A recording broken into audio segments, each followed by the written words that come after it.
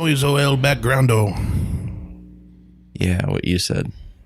That's Spanish for donde está the noise o el backgroundo. Right. Okay.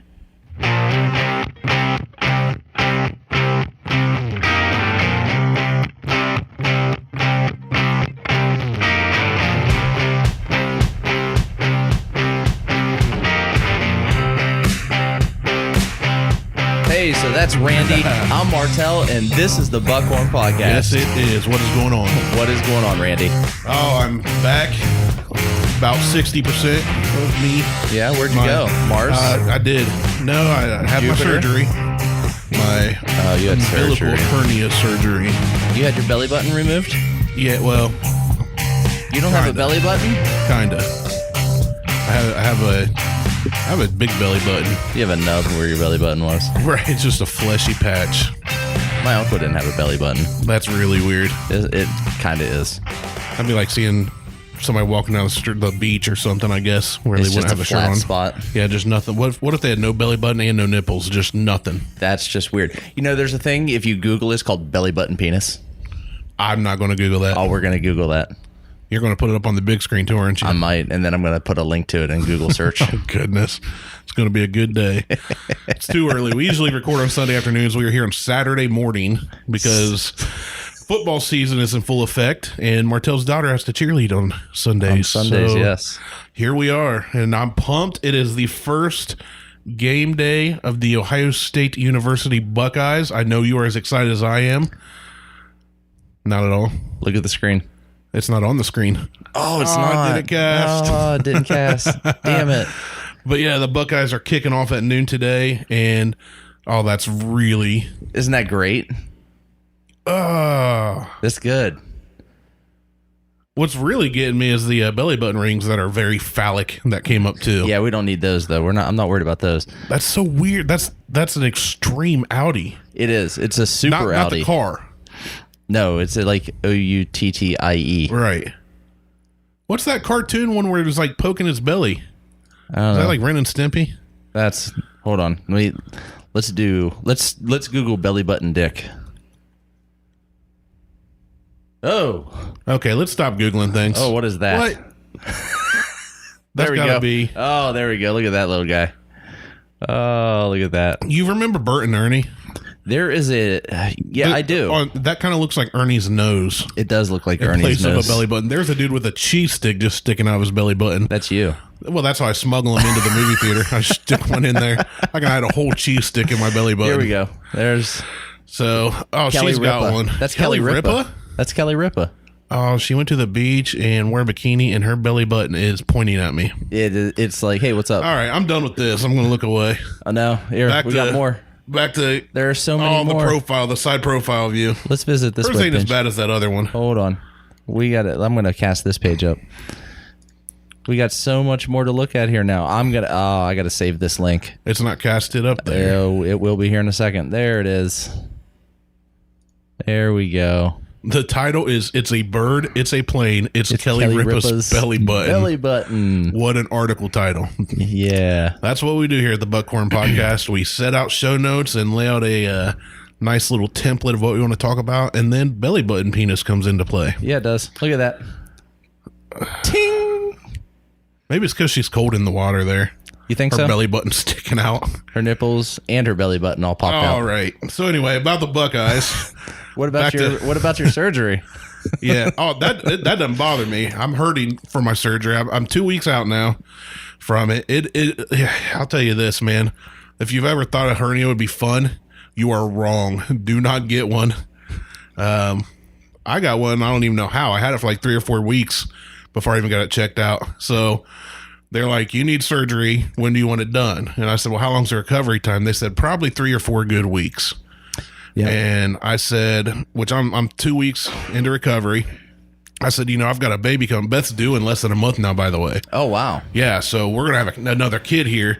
So I was like, well, I'm going to have to be able to like lift and move stuff. So let's knock it out. Let's do it right away. Right. As soon as we can so I can be healed by the time the baby comes. And hopefully he don't come early, which they're thinking he might. So I've had surgery in my adult life. I had my adenoids removed when I was like 10, I think. Mm-hmm. And I guess when I was real young, I had 3 sets of tubes in my ears. But I don't remember that. So I've seen my wife go through a couple surgeries. My dad had surgery.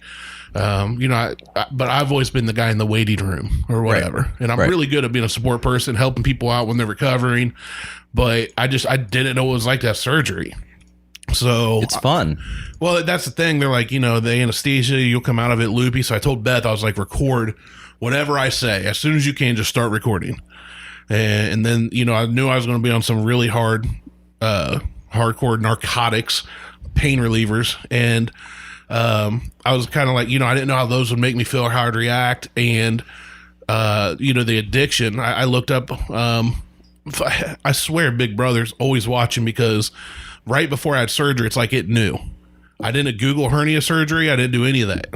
And there was an article that popped up, an ad or something on Facebook, and it was the top 10 most addictive drugs. So it was like the lowest one of the 10 they listed was like, I forget, some M word or pot, not marijuana, but it was something else. Pot was like number 9 or something, which I've never known to be addictive. I don't smoke it, but marijuana's not addictive. Yeah. So, but the first one was like Oxy, anything with Oxy, Percocet, any of that. Yeah. And it was like the chance they give you like percentages of how addictive it is. It was like, if you take these, there's like a 96% chance you're going to become addicted. And I was like, I'm reading an article. I don't know what the study was done. I don't know if it was like the percentage of people that became addicted and then needed help. But, I talked to different people. My dad was on Vicodin after his surgery. Right. And then he realized he was he said he found himself kind of taking them more than he thinks he needed to. But he's an old dude. Like, he's one of those guys that doesn't, he smashed his thumb so bad in a car door or he was a postal carrier in the van that they had to remove bone, and he just sat there looking at it bleeding while he waited for paramedics to show up. Yeah. Like, so he's got a high threshold, but I really thought, I told Beth, if I do anything funny when I'm coming to, record it. Just if record I do anything funny on the Percocets, record it. So I go in, I remember laying down, they gave me anesthesia through an IV, fell asleep. I was sitting there talking to him, I was out. The only thing I remember is coming to when they were moving me from the table to the bed. My brain clicked back on, but I wasn't functioning. It was one of those things where I could hear people talking, but my eyes wouldn't open. I couldn't move, what I'm saying? So I was still kind of out of it. And all I remember is screaming, I'm just going to say the F word. Yeah, go ahead. Very, very loudly. No, because I'm trying to be respectful in case Mom or Beth is listening. Aww. I told them both. I was like, all I remember is cussing as they moved me and yelling at them, but I couldn't control anything I was doing. And then I woke up in recovery in a lot of pain. Wasn't loopy at all, wasn't groggy. I just woke up in immense pain. They gave me Oxy, sat there for a while. Nothing but pain, no loopiness. Went home, spent a whole week on Percocets. I did not get addicted. I did not feel a high, a buzz, or nothing. Which people told me you got to snort them or you have to take them with alcohol. You have to take more than one. Yeah, more than what they prescribe. So I took them as prescribed. Do you have an addictive personality? I do. That's the thing. I have a very addictive personality. Like I even told Beth, like I hope I don't want to be addicted to narcotics. It's not a goal I've set for myself. Why? And I don't know. That's a good question. Maybe I should change my goals. Right. But I told her, I was like, I may get addicted to these. And she was kind of worried about it too, because I do have a very addictive personality. And no, I took them for a whole week. And see, because if you just take them as prescribed and you don't feel the effects of them. Yeah. I don't think you're not going to get that. You're not going to get that high from it. You're going to have to take more than one at 10 milligrams to get that high, that buzz or whatever. I mean, yeah, you're gonna take one at 10 milligrams, and it may knock the edge off, and that's all it's gonna do. It may not. Yeah, and it also depends on what your tolerance is. I mean, I have a really high tolerance for medication. I mean, I think I told you the story off air when I went in to have my goiter surgery. I may have told it on air too. I have a really high tolerance for anesthesia. Yeah, we kind of talked about it. And like I said, I don't remember if I told it on air. If I did, too bad, I'm telling it again. I went in to have a goiter removed, and they were like, all right, we're going to count backwards from 10, and by the time you hit 8, you're going to be out. Yeah. I'm like, okay. And I just kind of smiled at her, and she's like, all right, go, here we go. And I felt the anesthesia enter my arm, and I'm like, 10, 9, 8, 7, 6, 5, and I just kept counting down. I hit 0, and I went 0, -1, -2, -3. And I just started counting upwards and negatives, and she goes, oh, you're one of those. Then she got a hammer and just whacked you in the head. It probably would have been better because I wouldn't have gotten sick from anesthesia, but she went ahead, and I was at -10. She goes, we're going to hit you with another dose. And they hit me with another full dose of anesthesia. And by the time I hit I was out at -18. So, yeah, my favorite part was getting ready, I think, for the surgery. Because I go in and, they take me in. They tell me, hey, the surgeon showed up late today. He's got one before you. He's on that one now. So I was supposed to be taken back at 9 in the morning. Yeah. I didn't get taken back to 11. Holy shit. So the whole time I'm there, the first thing I do, I walk in, I get there early, fill out my paperwork or whatever. Then I go in there, like, take all your clothes off, get in one of these, we got a gown for you. And she looked at me, she was like, do you want one of the larger gowns? And I went, well, if you got something larger. Give me the smallest one you have. Right. Do you have a loincloth? A paper loincloth, like one of those bibs you get at the dentist's office. I want a grape leaf and a vine. That'd be more than enough for me, I guess. But I, so I stripped down butt naked, got this backwards robe on, and I just sit and wait and wait and wait. And the anesthesiologist. That's not even a word. Maybe I am high. Maybe the Percocets just took a week to kick in. She comes in and she's like, tell me your name, your birthday, blah, blah. Have you ever had surgery? No, not since I was 10, and then she's like, well, we're going to give you blah, blah, blah, blah. That's the Michael Jackson drug. And this lady propofol was stone-faced, no smile, no nothing. The way she said it, I was like, what's she mean Michael Jackson drug? Oh, he died. Okay, he died from a drug. So I kind of looked at her and she's like, yeah, that's why we say don't do it at home. Yeah. And then she just left. Like, there was no smiling, no laughing. I was like, cool, okay. Yeah, she's going to give you the little milky white substance. Yeah, whatever. It's called I didn't see it. It's called propofol. Yeah, that sounds right. It's the it's the Michael Jackson drug. It's the drug of choice of Michael Jackson. That's what they gave him when he OD'd. But it's one of those that you have to be monitored on it. There needs to be a doctor there at all times because it is. Well, yeah, I didn't read about all that before. Highly volatile. Yeah, I read that afterwards. Yeah. I read all of that crap afterwards because I don't want to know going in. Well, they will. It can put you in the shit can put you in a coma. Yeah, obviously. I read that, and it will. But it can also put you in a very if it's they dial it in and it's computer controlled. Right. So they can put you in a lucid state where it doesn't completely knock you out, or they can completely knock you out, or hell, they can just put you in a coma and kill you. All right. With it. So. Yeah, I read all that afterwards. It's kind of like when somebody says, here, try this, and they hand you some kind of meat. Oh, here, try this. Don't tell me that it's the neighbor's and dog. Salsa. Yeah, Oreos and salt. Oh, I meant to get some on the way in today. Gross. No, we're going to do that. Martelle and I talked, folks. We are going to start a segment called Buckhorn Bites where we take random food combinations. And here's the thing that I love about it. Topics. Oh, we totally, dude, we shift gears here. We're not a car show, but we throw gears like we are, rowing through them. But the thing speeds like a semi truck.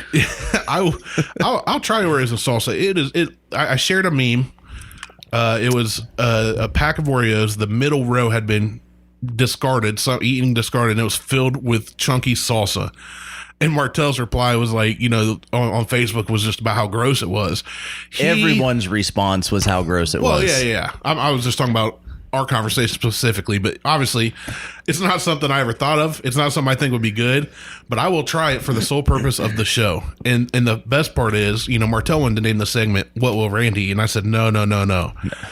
We are co-hosts. We've said from the beginning we're co-hosts. And the thing is, Martelle does not do nasty food. No. Like bad combos. You don't eat McDonald's. Hell no. Which I don't either. I really don't. I had a chicken wrap the other day. I turned down Wendy's the other day. Okay, junior bacon cheeseburgers are the slam. Best cheeseburger that you can get for a cheap junk, no real actual meat is a Wendy's junior bacon cheeseburger. When it comes to fast food anymore, and this is going to sound horrible, when it comes to fast food anymore, I am down to Taco Bell. Okay. Hold on. Hold on. Taco Bell. Say it. Arby's. Okay. And Chipotle. And Chipotle, I don't even technically consider fast food. It's never fast. It's never fast, but... And it is actually, like, I would consider that more food, like... Yeah, it's more food, but when it comes to, like, fast food chains... I love how you just banged on McDonald's and went, Taco Bell? Like, that's your first... I was waiting for White Castle. No, I don't do White Castle. We need to do... We're going to do a taco challenge. That's happening. I think I can out-eat you in tacos. We'll see. What kind of tacos we getting? Taco Bell tacos, cheap ones? No, we'll go. Well, it depends on how many. I mean, do you plan on plugging 30 in your hole? If that's what it takes to beat you. I mean, then you plan on plugging 29 in yours? We're gonna have to do Taco Bell. Man, I wish we got paid for this show so we had a budget. Oh yeah, we spent. Sorry, Beth, I just spent $100 on tacos. We just went to Habaneros, but it's all for $300. Oh goodness! If I went to Habaneros and dropped $300, her only response would be, "Did you bring me any tacos home?" If I went to Habaneros and told them we were having a taco challenge, that shit better be it better be sponsored. Oh man, maybe we can do that. They better be paying for that. Tell them that we're gonna talk about them on air. I'll bring them up. But in that case, we're doing a video podcast, and most of this equipment isn't coming with us. Ding! Light bulb just went on. That's why Habaneros tacos are legit tacos, like the double shell. Oh, dude, I will slam. There's not two of those. I'll easily get. But I easily put down 8 tacos at Gaucho's and was ready to go back for more. Oh, that's cake. Right. I can put down 8. The same thing as Habaneros. I can put down 8 tacos at Taco Bell. I can put down 8 burritos from Chipotle. That's fully a lie. There's no way I'd be able to do that. But I put down 2 cases of the take-home cases from Taco Bell. How many are in that? 12. Oh, yeah. So that's 24 tacos. Yeah, we're going to need a lot of tacos, man. And that was 3 years ago. Yeah, but you're a lot leaner now. Last time I did that. You don't eat that way anymore. Well, look at Joey Chestnut. He eats 36 hot dogs in 2 minutes. You're not Joey Chestnut. You don't eat. But he's lean too. Yeah, but he trains for that. Those guys train. Who says I don't train for this? You train sucking down hot dogs for this? I don't train sucking on anything. You throw hot dogs to get ready to beat me in a taco contest? My fantasy league, this is a nice segue because it has to do with food. Every year we kind of run it like the show The League, which is hilarious even if you're not into fantasy football. But whoever wins, they decide a competition for next year's draft order. One year, the guy that won decided we're going to have a hot dog eating contest. And I was like, let's do it. So we literally brought like 100 hot dogs. We have 10 guys, right? So I think we only brought 100 hot dogs. And the rules were simple. You had the most you could eat, I think, in 3 minutes or something. We did 2 or 3 minutes. You could have anything you want to drink, and you could use any condiments you wanted. And I know that's not official hot dog contest regulations, I guess. That's just adding to the to getting through your hot dogs if you're adding condiments. Yeah, well, I like ketchup. So we all lined up on this table. What kind of child are you? And everybody had like 10 on a plate. One guy ate 2 and said, I'm done. He was just like, I did my part of the competition, but I'm not cramming a bunch of mystery meat down my gullet. Well, I wanted first pick. And when we did the pass punt kick competition, I lost horribly. When we did like some of these competitions, I just got blown out. So I was like, hot dog eating, I'm down. I finished my plate and started eating others' hot dogs. I think the next person closed. I think I did 12 or 13 in 3 minutes easily, and I didn't have to rush. I think I could have done more because the next closest person did like 7. So I was just, at that point, I was just at a picnic with my buddies. You're just on cruise control. Yeah, easy. You put me, especially soft tacos from Taco Bell, I'll cram them, dude. No, which is really weird because I saying that because my follow up with the surgeon was a couple of days ago, and he was like, my lungs look great, my heart looks strong, my cholesterol's awesome, blood sugar, everything. He's like, you're really healthy, and then he's just like, bro, you got to lose weight or you're going to get another hernia. So I was like, okay, and I've lost about 6 pounds so far, and now I'm sitting here talking about eating 30 tacos. Hope my surgeon's not listening. I doubt it.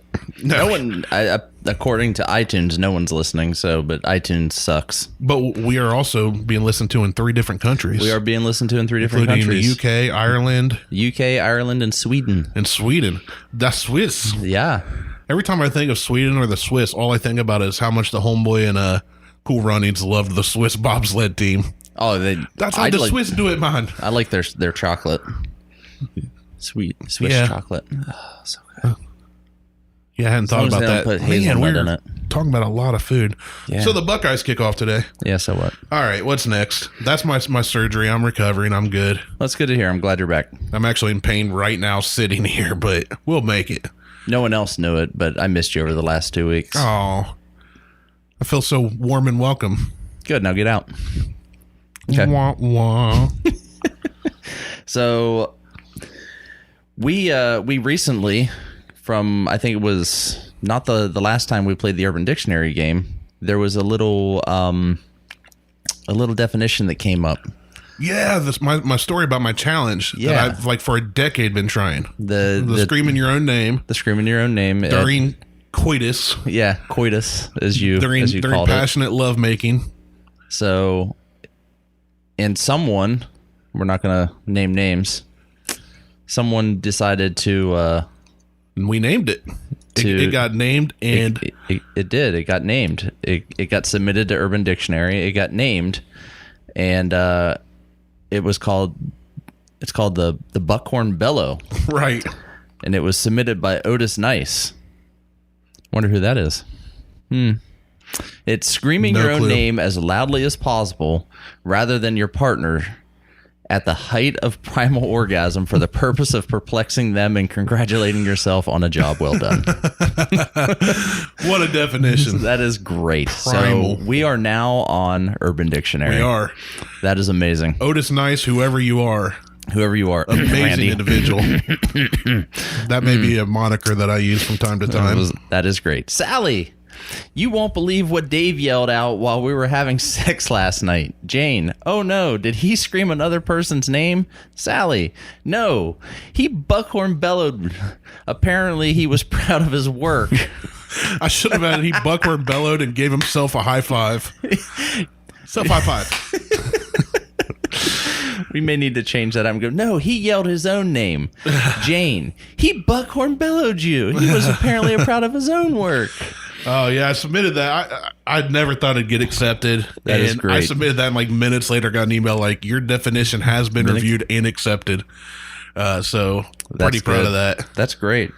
I love that. I love it. We can get it on coffee mugs. That would be awesome. They offer that as an option. I should notice the screensaver on the monitor here in our office. We have a giant big screen TV, and it goes to screensaver and scrolls through beautiful pictures of random things. And this one's of a lighthouse. It's low shot from some rocks in the water, and the lighthouse is way back in the distance, and there's some big house. But what caught my attention was the photo is by Ray Billcliffe. That's better than Ricky Bobby. That dude's got 3 first names. Yeah, he does. Speaking of names, we still don't have a name for our child. Dude, the name that I gave you is the best name ever. Dutch. That's actually like that name. See? It got added to the list. We have a list of about 30 names. Here's what I'll do. Dutch. We'll Andrew, get 30 tacos. Nelson. Write a name on the wrapper of each one where I can't see it. And whichever one I stop at and say that's enough, that's the name. Nope. I Dutch Andrew Nelson. Dan. You just call him Dan for short. I don't like the name Dan, though. Doesn't matter. It's his initials. Why would Dan be short for Dutch? They both start with the same letter and they're both one syllable. Dutch? Yeah, I get it. It's the initials. It's the initials. There you go. But it's not any shorter than his first name is anyway. Doesn't matter. Yes, it is. Dan. Dutch. They're both one syllable when you say them. Doesn't matter. I'm not writing them. That makes no sense at all, you potato. Dan. D-A-N. It's get shorter it. than Initials. writing Dutch. I'm not writing. How often do you write your kids? It doesn't matter. And when you have to write their name, you have to write a full name. Dan is not a nickname. Dan is a name. No, it's a nickname because it's off his initials. No, nicknames are like Slim or Snake, Viper, Carhartt, Lunchbox. Yeah, Carhartt, whatever. Otis Nice. Those are nicknames. That's a name. That's a real name. That's a real name. I want to legally change my name to Otis Nice. I want to legally change my name to Richard Bandolier. I'm not even going to ask. Dick Belt. Don't make me laugh too much. It still hurts, apparently. So, speaking of names, we can't come up with a kid's name, and I was texting with Garrett last night to see if he could be here and talk about soup, because he goes off on a tangent if he can talk about soup. And he texted me late last night, and he goes, hey, man, I'm not going to make it. Jessica had a friend come in from out of town. She's going to stay the night. I'm going to stay tomorrow and help watch the kids. Threesome. And, okay, maybe that's why. Well, he told me he's going to watch the kids, and I told him, I said, Garrett, his youngest kid, Clementine, his daughter, I said, Clemmy's got it taken care of. She can watch Ezra, who's the older, his firstborn, his son. I said, let Clemmy take care of it. And he said, that's what terrifies me. You got to know, Garrett has 2 kids, a boy and a girl. His youngest, like one of the stories that he told this summer, they were out jumping on the trampoline, and a bee came by, and Ezra kind of freaked out. Ezra's, I think, 4 years old, maybe 5. And Ezra's like, bee, he just knows that, watch out for bees, they'll sting you, I guess. I don't know if he has been stung. Clementine said nothing. She climbed off the trampoline, took her flip-flop off, and chased the bee. And then when the bee flew over the fence, she kind of looked at it and was like, that's right, and then just went back to playing. Like, this girl has no fear. So I'm texting Garrett about whether he's going to come. I said, let Clement, Clemmy's going to watch Ezra tomorrow. It'll be fine. And he sent me this conversation that his wife had with the kids, and they were trying to review gun safety while they were driving. Hey kids, she says, Clementine, what do you do if you find a gun? Just a random gun. Okay. Clementine said, shoot people. Clementine, I think she's 3, maybe 4. So she said, shoot people. And Jess said, no, try again. Clementine said, shoot strangers. So Jess says, no. Clementine said, shoot bad guys. So Ezra pipes in and says, the only time you do that is if you look behind you first and a bad guy with a gun is going to chase you. Then you yell for a grown-up to come and get the gun you found and shoot the bad guy. If there's no grown-up, you shoot the bad guy. Yeah. So Ezra has this all thought out. He's like, I know I'm not supposed to shoot the gun unless it's a last resort. So as a young kid, they've done a very good job teaching their kid that you don't play with guns. It's not a toy, Clementine wants to take that thing to shoot up the neighborhood. She's just like, pow, pow, pow, pow. So I texted him back like, Ezra is lawful good and Clementine's chaotic evil. And then it reminded me of that episode of Family Guy where Stewie has a long lost brother that he thought he killed while he was still in sperm state. And this kid Bertram is born. Diesel, go lay down, buddy. Come on, I'm talking about cartoon guys, babies, and sperm. So this kid Bertram's born, and his whole goal is like, Stewie thought he killed him while he was still a gleam in his daddy's eye. Bertram comes out, is born, and basically tries to kill Stewie.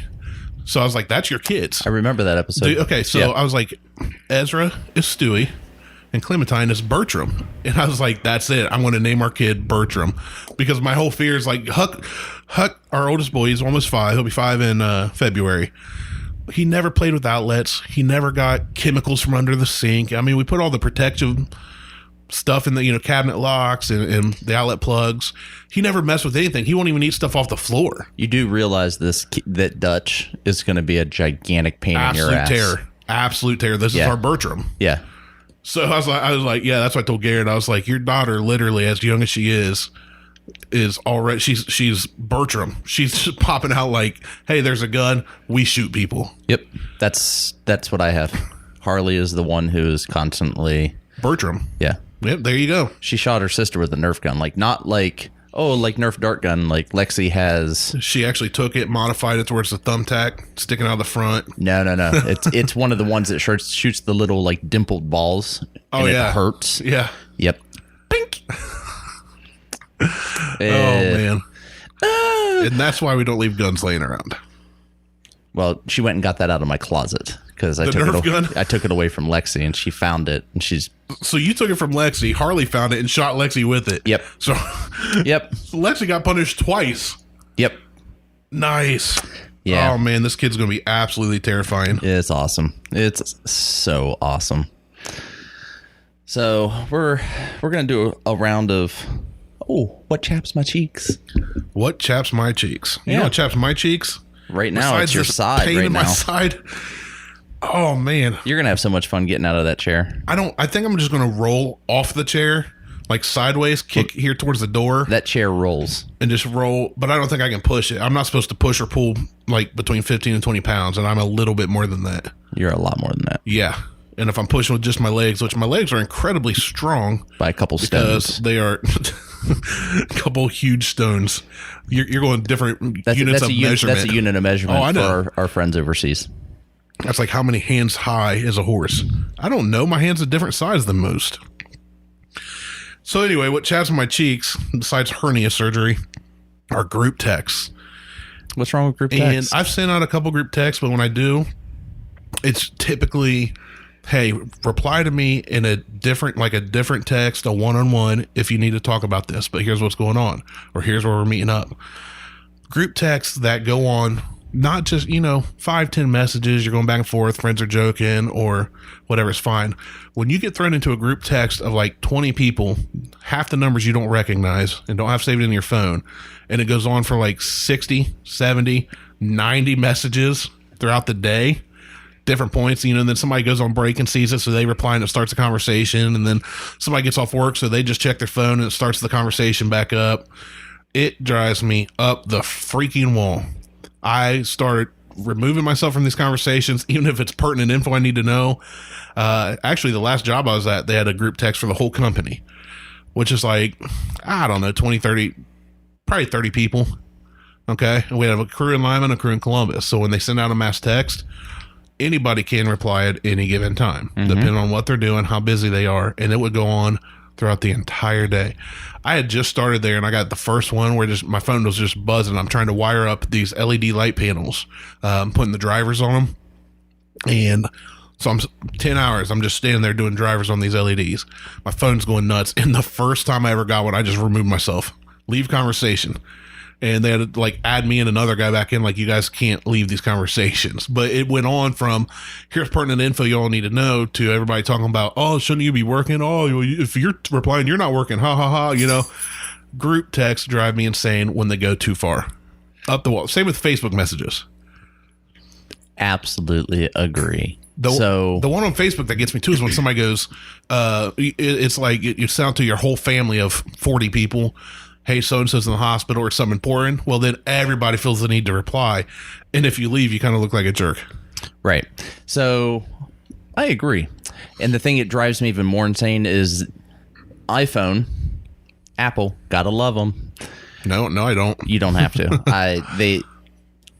Apple has given now the option where iPhone users can like you would on Facebook, where you can like someone's response. Oh, yeah. So now you get a text response as an Android user that someone liked your response. Yes, I've noticed that. Drives me batshit crazy. Right. So I will be you're in a group text with, we get several here in the neighborhood because of neighbors and things. Like, hey, close your blinds. No, I see your belly button penis. Yeah, exactly. Don't look at my belly button penis. You send like an animated GIF or whatever as a response, and you get 3 or 4 responses that these people liked. Right. And it comes through a separate text. They all come through a separate text. Stop that. Right. Don't. And I know somebody listening right now is a big Apple fanboy. Apple, stop. It's Apple. Right. And they're going to say, well, get an iPhone and you'll be cool too. Eat shit. Don't like a text. Don't like don't even like even on Facebook. Yeah. Don't like a response. That's something I found myself. I post a ton of memes on Facebook. I got tired of. I need to post more than. Yeah. I got so tired of all the like 100 drama on Facebook. Facebook quickly, it was a place to catch up and share cool things, and then it quickly became an outlet for people to vent. And the reason people vent on Facebook, I think, is because we don't talk as much in person anymore. So they don't have an outlet. If you're not in the room with somebody, we don't call our, you don't see women calling on the phone with 30-foot cord while cooking dinner for the family like you did back in the 80s and 90s. No. Or on the cordless phone. You don't see people talk on the phone a lot. You don't see them, hey, after work, let's go get coffee or let's go grab a bite to eat or whatever. So I feel like they kind of go, here, I can tell 600 people what I'm unhappy about. They can speak their truth. What chaps my cheeks, and then they can get the sympathy they're looking for or the response. They can humble brag, they can complain, whatever. It's to get a response, right? Attention, to get attention. That there's something I need, right? And I've done that before. Certainly, I know if I look back, I've done that a lot. But I just decided I'm just going to start sharing memes. I do it every Wednesday when I post my alcohol posts. When I Whiskey Wednesday, Whiskey Wednesdays. But I found myself posting a lot of just memes just to break up the monotony of it, especially during the political garbage and all this. Well, now you don't have to worry about it because now your Facebook timeline is going to be filled with OSU garbage. That's very true. It is going to be all I can't wait. Football stuff. I actually, right before we recorded, I shared a Buckeye picture. I'm sure you did. Born a Buckeye, live in a Buckeye, be a Buckeye when I'm dead, something like that. And I have no regrets at all. I'm so pumped. Matter of fact, we need to hurry up because kickoff is in about an hour and 12 minutes. But yeah, I found myself posting these memes or something, and people would reply. Or if I'd say something about, like Beth and I, we lost 2 children. Yeah. Well, when we finally made that public knowledge, people obviously, and thankfully, people care enough to say, hey, we're praying for you, or hey, sorry, let me know if you need anything. Right. A lot of my friends, aren't believers or anything, so they'd say, hey, we're here for you. And I found myself, if I click like on one of those, I have to click like on the next 68, or I feel like I'm shunning people. Well, I just shun people. It's dumb that I felt, you don't care. I don't care. It's dumb I felt that way, but it's like if I click like on somebody's comment, I feel like I have to do it for everybody else in that scenario. Yeah. So... Well, that's just I've kind of quit that. That's called, even though you're not Catholic, that's just Catholic guilt. Right. We'll just call it Christian guilt. Christian guilt. I don't even think it's just anything to do with faith or belief. I think it's just moral guilt. Moral guilt. Yeah, I was going to say, I feel like anybody can be like, well, hey, if I like theirs. And that's when I don't say happy birthday on Facebook anymore. Are you saying I don't have morals? Right, exactly. Shit. But that's it's not like you didn't know that. I have morals.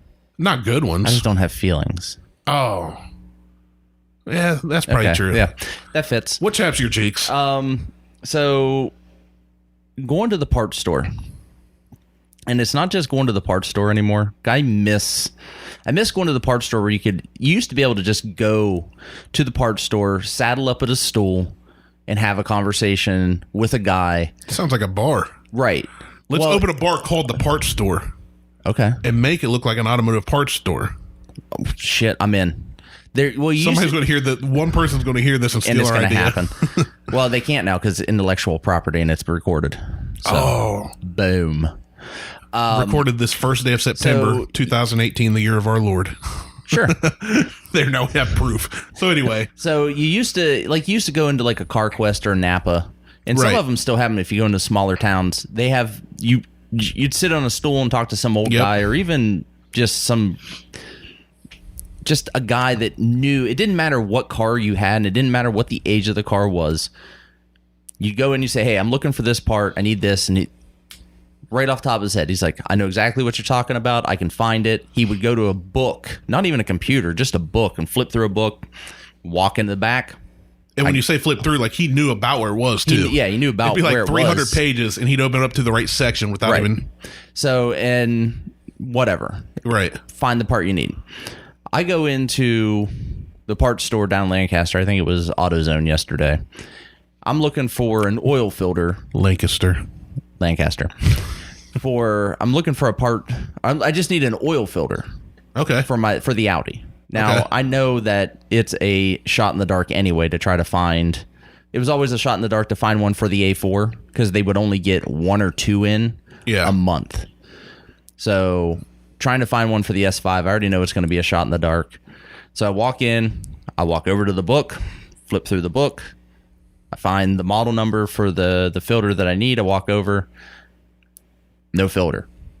I find the same model number, XL after that part, that part number. That part is not listed in the book for my car. Okay. So I don't know if it's... So you found a part number and you found a part, but this one had 2 extra characters. It has 2 extra characters. I don't know if it's, maybe it's larger diameter, maybe it's slightly longer. Right. I don't know if it's going to fit for the you Audi. You don't have the car with you. It's not like you can take it out and hold it up to it. Well, you can't. I'm not taking the oil filter off the car in the parking lot either. That's what I'm saying. So, you can't compare it. Right. So I walk up to the counter. I've got, I think, 21 quarts of oil, 2 filters. Hey, I've got this oil filter. This is the correct part number that's listed in the book, but this is not the correct filter because it has XL after it, and this filter is not listed in the book for the S5. Oh, yeah. Dude, I was up so late last night with my 2-year-old. Like, he had me up all night last night. I did kind of the same thing today. I don't need your life story. Where do you even get that from? Right. He's like, I did the same thing today. Like, I was back there and like I grabbed the wrong part too, bro. And like, so I'm like, what are you talking about? I need to know if this part is going to fit my car, right? Because the part number is the same and it has XL after it. What are you talking about? Dude, like, I'm so tired. What surfboard did you just drop off of? And how much weed did you smoke before you walked in here? My 2-year-old, he meant blunt. Right. It's like, I was up all night with my what happened? Weed, what happened? Smoking my in reefers. Part stores that you can't walk in. And I don't necessarily need a guy that knows everything. You just need a guy that can function. I need a guy that can function, that knows something. Well, I think what happened, it's like when I called for the part. I called that place in Texas and got a kid that was like, let me look up that part. I had a part number. Right. Let me look it up on computer. It says we have -1. Let me go ask somebody and I'll call you back. Gave him my number, and to this day I've not heard back. When I called Prairie Ford out in BFE, South Dakota or whatever, dude picks up, asks for parts department. You got it. We got one number here. We are a dealership. We are parts. So I know it's some podunk little store or something. Well, and it's a guy who's been there for probably since the day the dealership opened. I tell him what I need, and he goes, "Oh, do you also need this bushing and this for the other side?" And I'm like, "Holy crap!" Well, that just proves that he's been there since the day. You're the third guy I've called, and you're the first one that's known what I'm talking about. I'm trying to describe a part of the phone that's very rare that it breaks. And how many people are repairing 1982 Fords anyway? You know. And it's refreshing to get somebody like that. In Circleville, there's a place up until about 2 years ago called Circle Auto Parts. Big, giant 2-story building. You would walk in there, it's very much what you're describing. The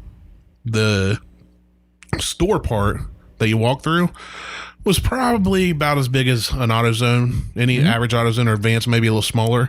And all the rest, and then you could even see, because it's all open, the second floor and everything was all parts. And you could walk in there as a bunch of old boys sitting behind the counter, drinking coffee and talking, say, I need this part for whatever vehicle, and somebody would just walk and get it. Yeah. And it could be the most obscure random part from a 1952 Chevy. Usually they'd have and it could be something for a 2012 Audi. If they didn't have it, they'd say, we can get it here in 2 days. We can have it for you in a couple days. And they knew what they were talking about. Well, that's the way it used to be in my hometown. And now they closed down, and Napa moved in there. And the Napa guys, the last time I went in, I took that broken pivot joint, and I showed it to them, and they were like, well, that's scrap metal. Where's this from? Like, they didn't even know where it was from, and I'd explain it, and they tried to help. Where it was from, and they said, well, what's it out of? Yeah, they did good. They tried to help, but they were like, yeah, we don't have it. We can get it here in like a week or whatever. See, in my hometown, there is still a CarQuest auto store. I think the only CarQuest I know of is in Logan. I think there's still one up on Main Street in Reynoldsburg, but there's still a CarQuest. It is still owned by a guy named Butch. If I walked in there today and said, "Hey, Butch, he'd be like, "Hey, Brandon, I ain't seen you in forever. What do you need?" If I said, "Butch, I need this part for this car," he would turn around and be like, "John, go see if we have this. It's on this shelf. Right. It's under section C. It's in a blue box, and it's probably like in a blue box. They know exactly what they're looking for. Or it's in bin B on shelf C." Yeah. And John would run back No, we don't have it. He's like, I can have it for you in 2 days. I'm like, I don't got 2 days, Butch. I need it today. Give me a minute. Starts calling around. He'd start calling around and be like, I found one that's in, there's one out in Irondale. It's not a CarQuest part. He goes, but I can get it for you. Or you can run out and pick it up if you need it that bad. He will find the damn thing. Yeah. You go to any of these other car part stores, like these chains. It's like the fast food of car parts. Yeah, we can have it like next week. It's Monday. Well, it's going to take us like a week to get it. Where's it at? Oh, it's in Reynoldsburg. Call them. I'll go get it myself today. Right. What do you mean it's going to take you a week to get it from the next town, the next town over? So that's. I think what happened. I think there's a big shift. I'd say the Fast and the Furious generation, I will call them / us, was the last big hurrah of car guys. Because kids these days. Well, all the jegs. Jegs. There are no. I don't think there's any more Jegs locations. Reynoldsburg's still open. No, it's not. Did that close? That's gone. It's something else now. I didn't know that. And I need to go to Jegs. There's a Jeg. I have a gift card from 10 years ago. You better drive yourself to Jegs.com. I'm going to have to go. Well, I'll have to go up to Delaware. I physically need to go to a location because this is a gift card that was given to me. It is literally printed out on a piece of paper. It's not a. Is there an expiration date? Card. No. They're not going to accept that. There's no way they're going to be like, you printed this at home. You made this in No, I'm going to have Microsoft to. That's Word. why I need to take it somewhere because it is. I got it like 10, 12 years ago. It's for $150. Why have you not used it in over a decade? What am I going to use it on? I don't have anything. I recommend an oil filter for one. Well, I need brakes now, and brakes for the S5 are like $150 for just front pads. You should buy a 1982 Ford. So I need to buy. So I was looking at their site, and I'm like, oh, I need pads. But I digress back to this issue is not just in part stores anymore. This is happening. Well, yeah, everywhere. People do the bare minimum to get by because they are unhappy with some aspect of their life and they don't take pride in their work. Oh, no shit. Now, I'm not saying everybody's that way, obviously, but I would say a majority of people do not give a crap about you or your issue. No. Well, it's not even you and your issue. It's them. It's trying to find something or trying to even just get some good customer service anywhere. Right. Bro, what do you mean you need to... Dude. Don't bro me. Don't dude me. Yes, sir. That's how I'm going to greet you every time I come over now. Just I want to walk in and be like, how can I help you? No, sir, we don't have that part. Let me look into it. No, sir, we don't have that baseball bat. Let me check another store. No, sir, I will find this. Right. Not, bro. Well, quit going to AutoZone for your ball bats. That's your issue. That was the first thing. I walked in and said, hey, man, I need a Louisville Slugger. Well, I think it comes down to parents. Oh, no, parents it and is lack 100% of parenting. It's a lot of it is it is parenting, one, because it's this hands-off generation bullshit that's going on, but two, there is a lack of fatherhood. Yeah. No father being around. And I know that some of these mothers try, but it's the ones who don't. Right. There's a lack of... I know single mothers that are... I have a friend that is raising her boy herself, and he is one of the most well-mannered, well-behaved, hardest-working kids I know. Right. And I'm not saying... And there are exceptions to the rule. There are exceptions to the rule, but kids, whether they are... It doesn't matter whether they're a little boy or a little girl. They need to have a father figure around of some kind, and not some. I would agree. It doesn't. I don't care if it's the biological father or if it's a stepfather, uncle, grandfather. They need some sort of adult male father figure to keep their ass in line. Well, then but it's not just all disciplinary. It is no. And I say keep their ass in line I say keep their ass in line. Take them outside, play catch. Take them outside, teach them how to do things. Teach them how to change the oil. That's one of the things I'm trying to do with Huck and Bertram, I'm going to be doing, obviously. The talking with online with my friends, watching a show, playing a game, whatever I'm doing to take up my time outside of work has to come second to his, because he doesn't get what I'm doing, why I'm doing it. He just knows I'm there or I'm gone, and he knows I either will give him attention or I won't. Right. So these last couple of weeks I've been home. It's been awesome because I've got to spend almost all day, every day with him. But I can't do much, and it's driving me nuts. He has a race car track, and we bought him a new 94-cent Hot Wheel. When he gets home, he says, "Can we build a race car track?" Yeah, buddy. Well, I can't get up and down off the floor real easily, and I don't want to tear lay something. On the floor then. So right, and just like a bearskin rug. And I said, "I'm sorry, buddy. I can't help you. You're gonna have to do it yourself." And I'll watch you. It's driving me nuts because I want to get out and play with him. I want to. And he loves being outside. He wants to go outside. It doesn't matter. Snow, rain. He's like, I need to go outside. I want to play outside. I want to go down a big slide. Things like that. One day this past week, I think it was Tuesday, we went out to mom and dad's. Dad's building a nice big playground. It's got a couple slides and swings, but he wanted to play in his pool. Well, Beth was working on some of the things we have stored at my parents' house and doing some stuff there. So I got to go outside with him for like an hour and a half. I couldn't do much, but I got to watch him play. I took the hose and rigged it up so it was running down his slide. He wanted a water slide, so he told me we have to do this. So I showed him how to connect another hose to the hose, how to turn the water on, all this, and he was learning how to do things for himself. I made him pull the hose out because I'm not supposed to be doing a lot anyway. So he kept saying, "You have to do it." And I said, "Buddy, Daddy's belly's still sore. I can't do it. If you want it done, you got to do it." So he did, and I would, I tightened the hoses while it was hilarious because I rigged it up, water shooting down the slide. He gets super excited, and he was wearing trunks and like a swim shirt type thing. Yeah, dude, he shot down this slide and slid like 7 feet off, bounced, flipped, and everything. He got up laughing. I was like, he just broke his leg. The way he tumbled, I thought for sure. He's a kid. He's malleable. Dude, he got up and just loved it. So it's like, it's cool. I agree that I think it's the way kids are raised. Kids will mimic what their father, their mother, how they treat other people. Right. My son will learn how to treat women by what he sees my wife do. If I sit around and ignore her and make her do everything for me and never help out around the house, he's going to grow up being a jerk. Right. But if I say, "Hey, do you need help with this? Can I help you with dishes? Can I, hold the door for her?" Now, everywhere we go, Huck runs ahead because he wants to hold the door, and we say, "Thank you." He said, "I had to be a gentleman."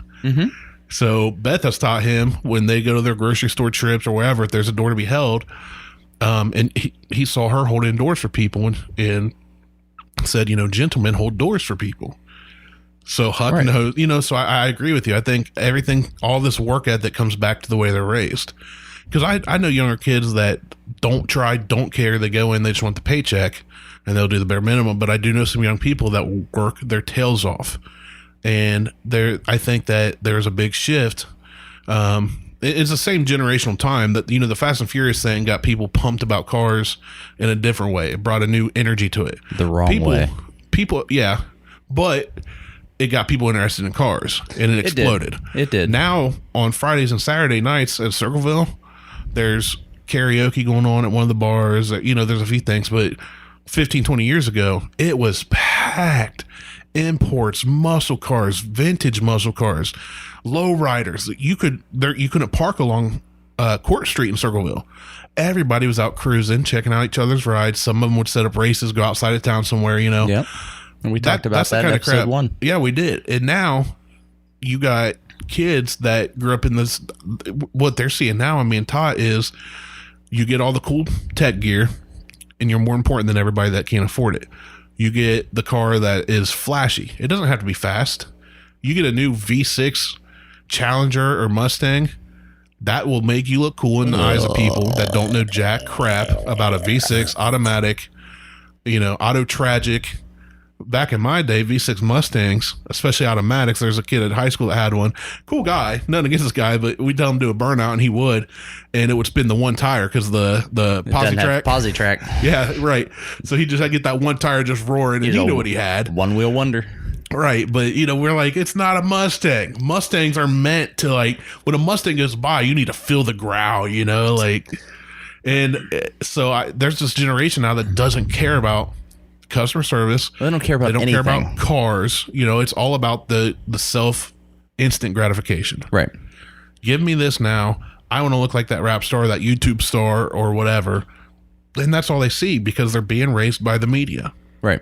And what I love is when Huck first got a big wheel, Dad and Mom got him a blue Ford pickup, F-150 power wheel thing. Yeah. Not big wheel, power wheel. Yeah. Because Dad's got a Ford. We were down working on the 52 Chevy.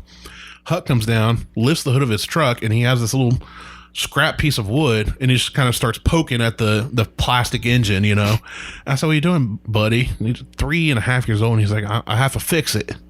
And it's like, when we go work on something, when we got to Mom and Dad's, if the pole barn doors are open, Papaw needs me. And he runs down there, and we're teaching him. The background on my phone is a picture of him looking down, and Dad is explaining something to him while working on the chassis of the 52. Yeah. He's interested, and we're going, hey, here's how you fix things. Here's how you do stuff yourself. And we're trying to instill in him this, not only an interest, but just a knowledge base of not everything's easy. Not everything in life is cheap, free. Not everything's fun. No, everything sucks. Everything sucks. You know what? belly Life sucks. Oh, it does. I got 2 new nipples on my belly, though. Yeah, you do. So, yeah, I think, I don't know, man. I think, I keep saying kids. I guess people these days. No, they don't care about providing good service. It's people in general. It's not a generational thing, really, when it comes to that. Not when it comes to service. So, I don't know. I'm with you. I guess that chaps my cheeks a lot more than I thought. Yeah, it does. When you first read the show notes, I was like, oh, I'll let Martelle go off on a spiel about this. Yeah. So and you did. It all and started then with parts stores and went right into customer service. Yep. We never know where we're going. Shifting gears. I can't even remember what all we talked about this episode. That's why I was taking notes. I saw you over there writing ferociously. So, all right. I think that's the show today. That was a good one. Felt good. I liked it. Got 52 minutes till kickoff. Go Bucks. That thing. By the time they hear this, the game will be over. The game will be over, and Urban Miles will be back on the team again. He won't have to dress up as Brutus. Right. To give to coach. On the sideline, I never even thought of that. That would be brilliant. He'd definitely get in trouble for that. Someone's already put the meme out there that he's going to dress up as Brutus. Oh, really? I haven't seen that one. It's out there. So, congratulations, Buckeyes, on your first victory. That was a great win. Or tie. Buckeyes won 56 to 3. Oh, you can't tie. Never mind. Yeah. You're really good at the sports, Dean. I know football. Good thing we're not a college football podcast. I'm just not a diehard OSU fan. I'm a fair weather football fan when it comes to college football. If I was living in Michigan, I wouldn't be a Michigan fan just because I hate the state of Michigan and their shitty. It smells like hot dog water. No, they have shitty roads. Well, yeah, absolutely. I mean, their roads are the worst. But they have Detroit. Their roads are the worst. Speaking of, real quick shout out to the Tim and Shipe Show. That's a podcast you can find, I think, on Spotify, iTunes. A couple buddies of mine did start a college football one. So if you're into college football like I am, go. They just did their first episode. It's actually really informative. Yeah? Yep. Shipe is a buddy of mine that's a huge Ohio State fan. Knows a bit more about the X's and O's than I do. And then Tim. Hugs and kisses? Yes, exactly. He's very, very good at hugs and kisses. He can't grow a beard, so he's got really smooth skin, and you can just kind of nuzzle. Tim is usually you nuzzle into a beard, but whatever. You nest into a beard. Tim's down in Florida. They do it all over Skype. Or I don't know how they do it. But he's a Florida fan, and his opinions are usually wrong. But yeah, the Tim and Shipe Show, if you like college football, give them a listen, give them a like, a follow, whatnot. And that's all I've got. All right. So make sure you share. Please share. It only takes one button click to share. Instead of clicking like on 100 comments today, click share on our posts. Yeah, click share. Click share. Get the word out. Get the word out. Share it with your friends. Thanks for listening. Leave a review on iTunes. Leave a review on our Facebook page. It does help. It does spread the word. I know it seems trivial, but it does absolutely help. You can check us out on iTunes, Google Podbean. I keep wanting to see Bean Pod. Bean Pod? I always want to get that backwards. Podbean. Bean Pod. Check us out on Bean Pod's going to be the name of our all-natural, gluten-free coffee house we're going to open. The Bean Pod. The Bean Pod, yeah. It'll be right next to the parts store bar. The parts store bar. So, with that, I think we are done. So, for Randy, I am Martelle, and this was the Buckhorn Podcast. We will talk to you guys later. Peace.